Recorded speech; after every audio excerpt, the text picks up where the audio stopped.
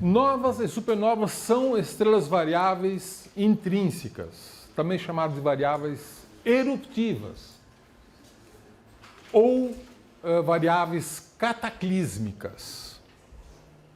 Por que variáveis cataclísmicas?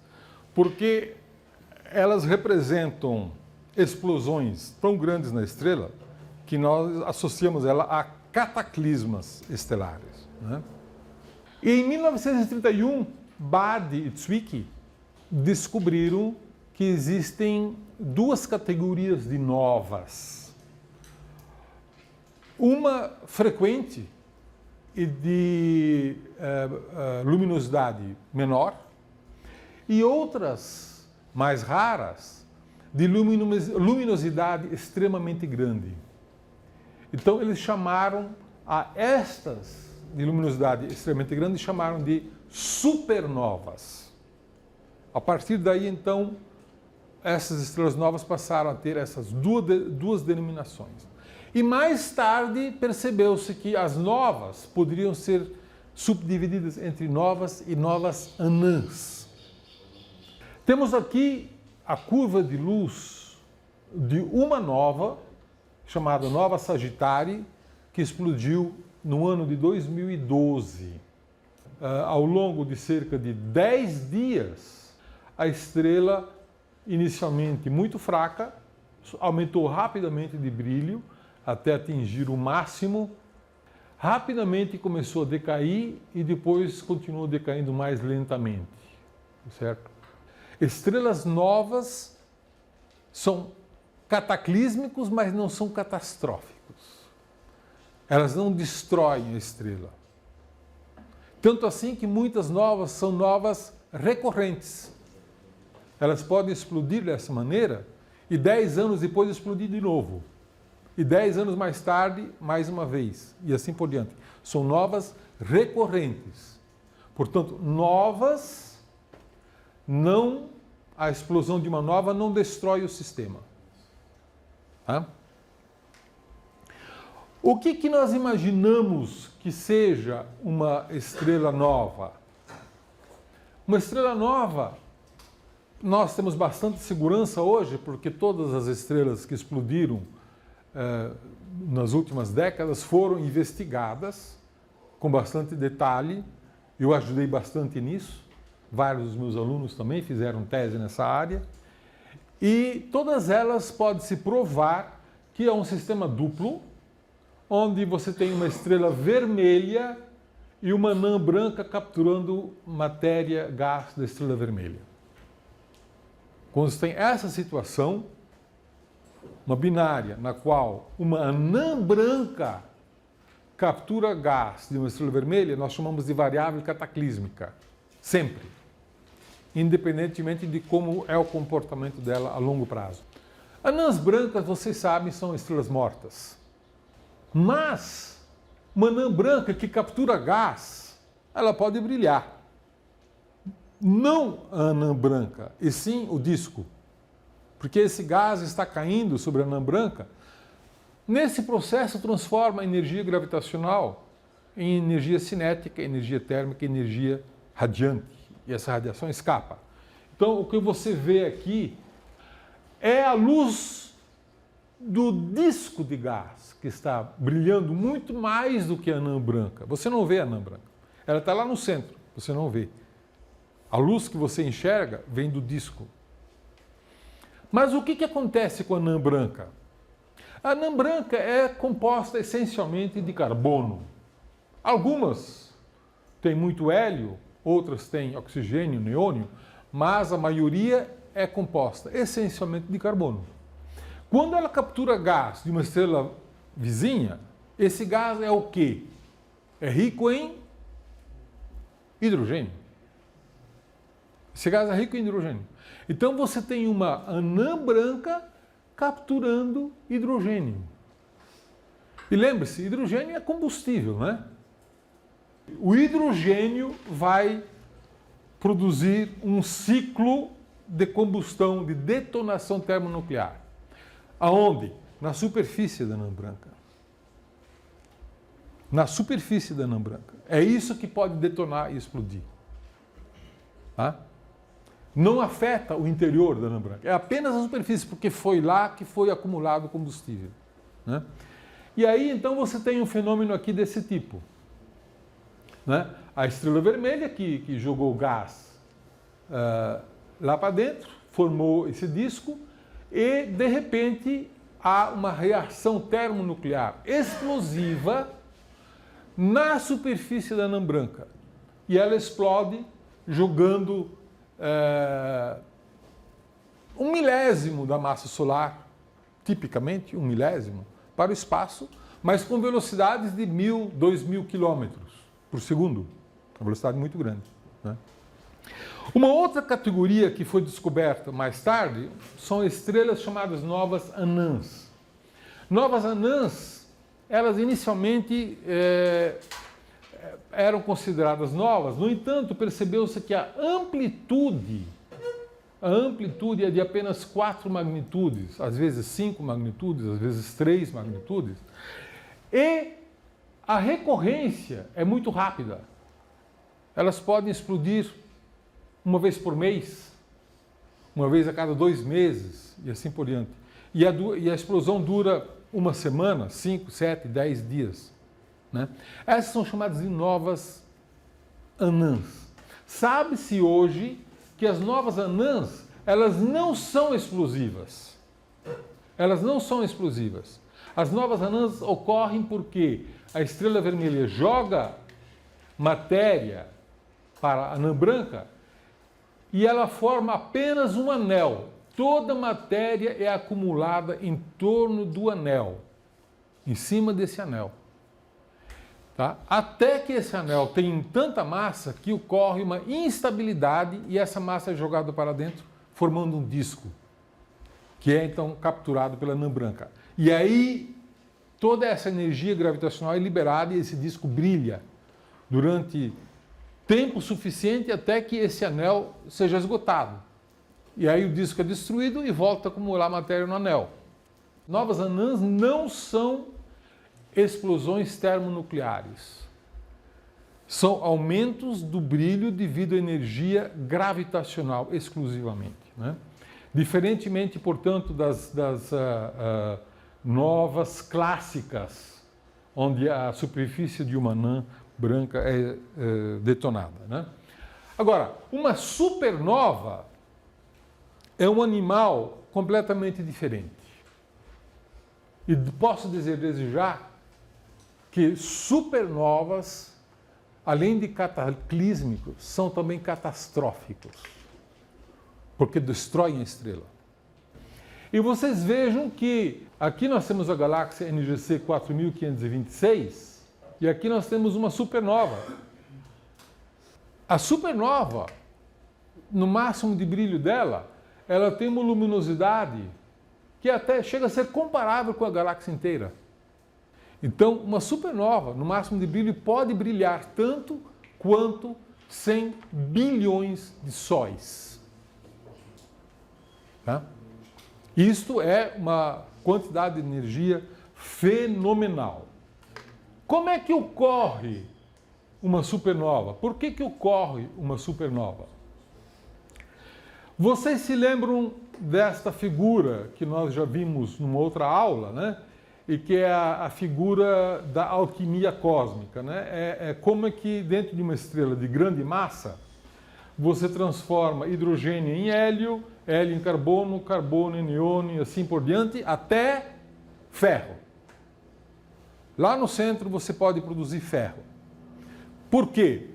Porque cada um desses elementos químicos é combustível. O hidrogênio é combustível, deixa como cinza o hélio. Mas quando a temperatura é muito alta, o hélio é combustível e deixa como cinza o carbono. Quando a temperatura aumenta, o carbono vira combustível e deixa e assim por diante. Até o ferro. O ferro não é combustível. O ferro não é combustível. Porque todos esses elementos químicos podem sofrer reações exoenergéticas. Do ferro em diante é endoenergético. Né? Você tem que dar energia para o ferro para ele virar níquel, cobalto, ouro, chumbo e assim por diante. Isso não ocorre naturalmente. Então o ferro é o ponto final na estrutura de uma estrela. Tá? Então, uma estrela gigante, supergigante, vai ter esse tipo de fornalha produzindo elementos químicos. Tá? Esse núcleo de ferro, ele chega a um certo ponto em que ele começa a ser como uma anã branca. Os elétrons ficam degenerados. Né? Agora vocês prestem atenção. O que vai acontecer com esse núcleo de ferro se ele ultrapassar o limite de Chandrasekhar? Lembre-se, o limite de Chandrasekhar é 1,4 massas solares. Se uma estrela degenerada, ou um núcleo degenerado, onde os elétrons têm uma degenerescência, se ultrapassar esse limite, esse núcleo colapsa. Colapsa, podendo virar uma estrela de nêutrons. Por que colapsa? Por causa do processo Urca. O processo Urca é um processo em que um próton e um elétron reagem, formando um nêutron e um neutrino. O neutrino escapa, some. Tá? Então, o próton e o elétron se combinaram, formaram um nêutron, e o neutrino fugiu, sobrou um nêutron lá. Quanto mais nêutron você produz, mais a estrela colapsa e mais neutrinos são produzidos. Quem inventou essa reação para explicar as supernovas foram dois pesquisadores chamados Gamow e Schenberg. Mário Schenberg, um brasileiro, que foi professor da USP. E eles chamaram de processo Urca por gozação. Né? Eles eram, o Gamow, especialmente, era muito gozador, e no Rio de Janeiro tinha um bairro, Urca, onde tinha o famoso cassino. E nesse cassino, o dinheiro desaparecia de uma forma muito misteriosa e muito suspeita.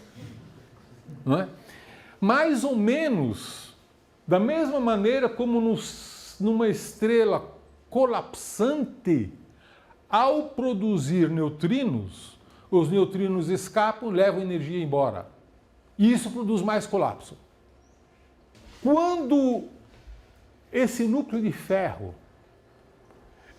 atinge o limite de Chandrasekhar, os prótons e os elétrons desaparecem. O que sobra é o nêutron. E o nêutron com menos energia, porque o neutrino foi embora. Isso faz com que rapidamente se forme uma estrela de nêutrons. Tá? O que acontece com o resto da estrela? Se você implode o núcleo por um raio de 10 km, o resto da estrela próxima colapsa por cima dessa estrela de nêutrons. Imagine isso tudo dentro de uma estrela. Esse colapso ocorre em 1 segundo. Tão rápido quanto 1 segundo, o resto cai sobre a estrela de nêutrons. No momento em que cai sobre a estrela de nêutrons, você imagine você pegar uma bola e jogar na parede. Na hora que você joga a bola na parede, ricocheteia, certo? A estrela caindo sobre uma estrela de nêutrons produz uma grande quantidade de energia, reações termonucleares, que fazem com que a energia nuclear liberada seja muito maior do que a energia de ligação gravitacional. O que acontece? Você tem, de repente, um gás com uma quantidade de energia muito maior do que a energia de ligação gravitacional. Explode. Joga tudo para o espaço. Certo? Então, no momento em que esse gás bate na estrela de nêutrons, produz essa fabulosa quantidade de reações termonucleares, sobra a estrela de nêutrons lá e o resto é explodido para o espaço. né? Inclusive, são produzidos neutrinos de energia muito mais alta, nesta fase, de energia muito mais alta, e neutrinos com energia muito mais alta, eles aumentam muito a seção de choque, eles podem ser reabsorvidos. Então, eles sendo reabsorvidos nas camadas externas, aumentam o poder de explosão dessas camadas externas. Tá? E a quantidade de energia e de nêutrons disponíveis nessa fase faz com que o ferro rapidamente possa aumentar o tamanho do seu núcleo e produzindo elementos químicos cada vez mais pesados. Níquel, cobalto, até ouro, chumbo, tório, urânio e assim por diante. Nessa fase explosiva da supernova. Tá? É assim que esses elementos químicos mais pesados do que o ferro são produzidos. Nós não conhecemos outra maneira de produzir esses elementos químicos. Tá? Em lugar nenhum. É na explosão da supernova. Tudo que é mais pesado do que ferro é produzido nesse momento. Tá? Esta reação explica tão bem por que supernovas existem, que ela passou a ser imediatamente tomada como verdadeira, né? Mas somente em 1987, quando explodiu a supernova 1987A, na Grande Nuvem de Magalhães, que os neutrinos foram detectados pela primeira vez. Essa supernova fez com que os neutrinos fossem detectados em laboratório aqui na Terra, tá? No momento da explosão. De qualquer maneira, o processo URCA, né, que é essencialmente essa reação, aliado ao fato de que os neutrinos produzidos nesse processo de neutronização, produção de nêutrons, né, podem escapar, levando a energia embora, que amplifica o colapso. E isso detona a explosão de uma supernova. Né? Vejam, na figura anterior nós tínhamos lá todos os elementos químicos sendo queimados e lá no centro nós tínhamos um núcleo de ferro. Né? Esse núcleo de ferro, então, colapsou, produzindo uma estrela de nêutrons, né? E o resto da estrela caiu sobre essa estrela de nêutrons, gerando uma grande quantidade de energia e fazendo que finalmente a estrela explodisse inteiramente. Faz com que a estrela exploda inteiramente. Né? Essa explosão ocorre jogando para fora toda a estrela, menos a massa da estrela de nêutrons, que é 1,37 massa solar. Nós já vimos isso. Né? Cerca de 1,4 massas solares. Todo o resto é explodido. 20, 30 massas solares, 10 massas solares, com uma velocidade de cerca de 3% da velocidade da luz. Tá? 10 mil quilômetros por segundo, às vezes 20 mil quilômetros por segundo, às vezes 5 mil quilômetros por segundo, uma velocidade gigantesca. Isso é uma quantidade de energia realmente muito grande e é por isso que essa supernova brilha tanto quanto uma galáxia inteira, né, nesta fase. A nebulosa do Caranguejo, que foi registrada pelos chineses no ano de 1054, também foi registrado pelos astrônomos árabes, né?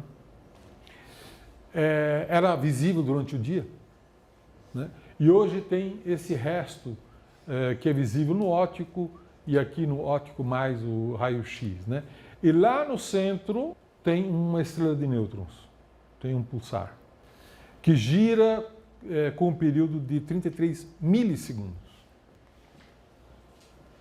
Aqui tem uma outra imagem de raio-x feita pelo Chandra, que é um satélite da NASA, da supernova N132, que é uma supernova da Grande Nuvem de Magalhães, uma outra galáxia, né? E produziu essa estrutura aí meio assimétrica, não é? Nem todas são muito simétricas, não é? A Via Láctea estima-se que tenha da ordem de uma supernova por século, em média. A cada 100 anos, em média, explode uma supernova. As duas últimas supernovas da Via Láctea, uma explodiu no ano de 1572 e que foi registrada pelo Tycho Brahe. E, alguns anos depois, Kepler observou uma supernova. 1604 foi a supernova de Kepler, e esta é a imagem da supernova de Kepler, a imagem raio-x atual, né? Feita também pelo Chandra, da NASA. Faz 410 anos que não explode uma supernova na Via Láctea, onde explode uma supernova, em média, a cada 100 anos. Faz 410 anos que não explode uma.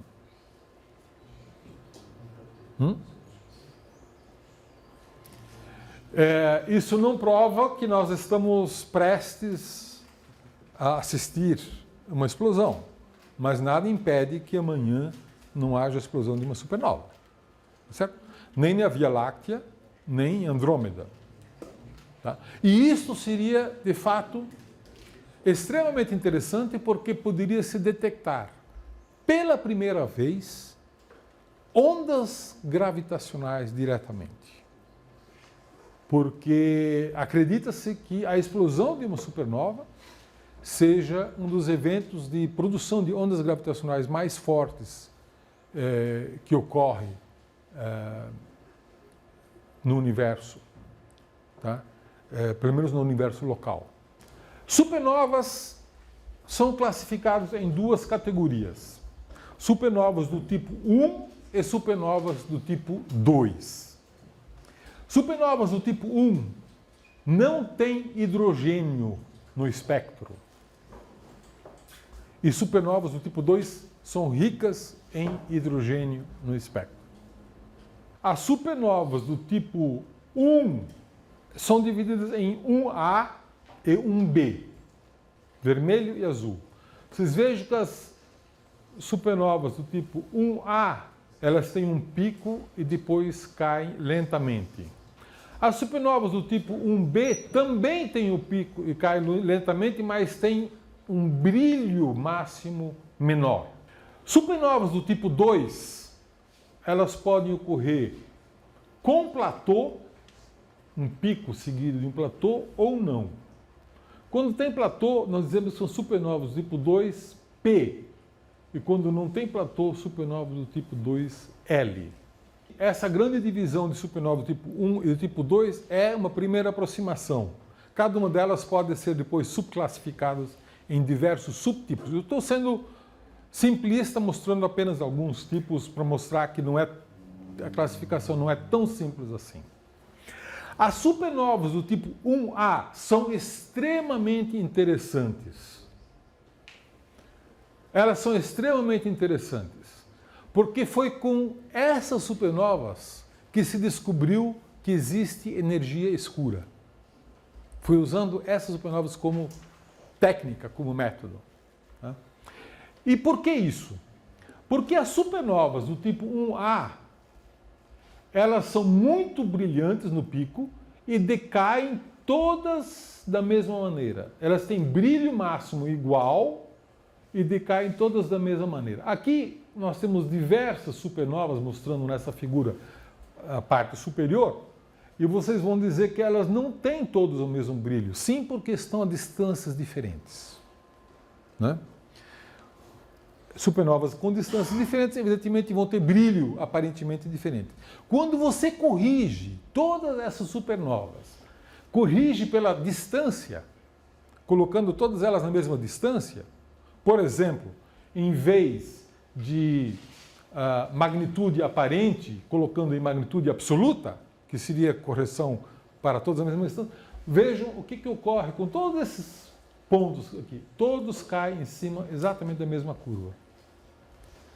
É como se todas as supernovas do tipo 1A tivessem exatamente o mesmo comportamento, o mesmo brilho e o mesmo comportamento temporal, né? Isso foi muito interessante porque foi dessa maneira que os astrônomos conseguiram medir com absoluta precisão a distância das supernovas e, medindo o redshift das galáxias em que elas ocorreram, mostraram que o universo está em expansão acelerada e não desacelerada como se pensava. E essa é a origem da ideia da energia escura. Foi por causa da constância do brilho das supernovas que se descobriu a energia escura, porque foi usado como uma vela padrão em muitos casos estudados, né? Então, ela tem um uso que foi extremamente importante. E por que elas são vela padrão? Por que elas têm a mesma magnitude no pico e por que elas decaem exatamente da mesma maneira? Porque elas surgem do mesmo objeto, do mesmo tipo, exatamente o mesmo tipo de objeto. Tá? Novamente, vamos nos referir aqui a uma figura que representa uma variável cataclísmica. Isso é uma concepção artística de uma variável cataclísmica. O que ocorre se essa anã branca capturar matéria, gás, de tal maneira que ela ultrapassa o limite de Chandrasekhar, 1,4 massas solares? A anã branca implode, se transformando prótons em nêutrons, né? Mas esta implosão produz reações termonucleares porque não é ferro que está queimando, é carbono que está queimando. E carbono, quando queima, libera muita energia.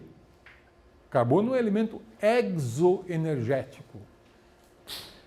E esta explosão do carbono se propaga rapidamente para a anã branca inteira e faz com que a quantidade de energia produzida naquele momento, naquele instante, muito rápido, seja maior do que a energia de ligação gravitacional da anã branca. O que vai ocorrer? Vai tudo para o espaço. A anã branca inteira. Tá? Então, ao explodir uma anã branca de carbono com 1,4 massas solares, produzindo uma supernova do tipo 1A, todas as supernovas vão ter exatamente a mesma luminosidade e o mesmo comportamento. Porque eles surgiram do mesmo tipo de estrela, com a mesma massa e a mesma composição química. Correto? Não há razão para ser diferente. E é por isso que elas são vela padrão.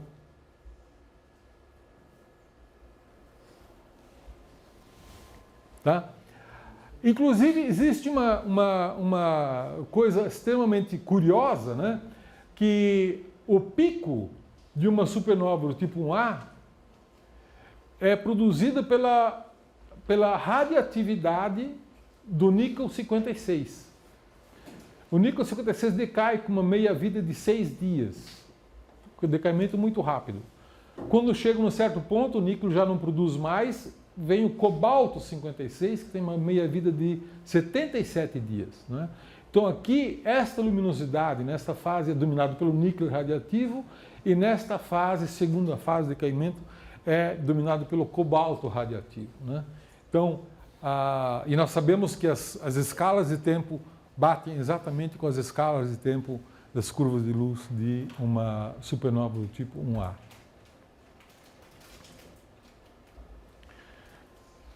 Ok, a supernova do tipo 2, ela não é uma vela padrão como a supernova do tipo 1A. Por quê? Porque as supernovas do tipo 2, elas podem se originar de estrelas muito diferentes. Por exemplo, imagine que uma estrela de 10 massas solares vai explodir, ou imagine que uma estrela de 30 massas solares vai explodir. Não há razão para que essas explosões sejam iguais. Elas são muito diferentes. Né? Mas não é só a massa de uma estrela que vai influir na maneira da estrela explodir. Também a composição química vai influir. Também vai influir se ela está ou não num sistema binário. Se ela está ou não no sistema binário faz com que a evolução dela seja muito diferente. Né?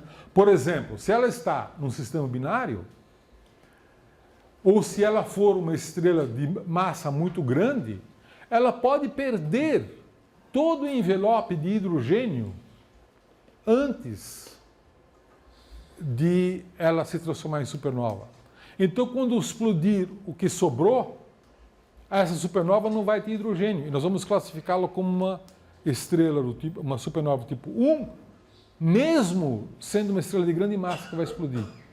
Mas não é do tipo 1A, ela vai ser do tipo 1B ou do tipo 1C, que são animais totalmente distintos. Não tem hidrogênio, mas a curva de luz é muito diferente. Tá? Quando é uma estrela de alta massa que perdeu seu envelope de hidrogênio. Então, quando você tem uma anã branca que explode, você tem uma história perfeitamente previsível. Quando não é uma anã branca, você pode ter uma variedade, uma diversidade de explosões muito grandes. E cada supernova vai ser diferente da outra. Por quê? Porque a estrela progenitora teve uma história diferente de todas as outras. Porque tem muitos caminhos que levam à explosão. Né? Então, são duas grandes categorias de supernovas. As 1A e o resto. Né? E o resto pode ser muito diversificado.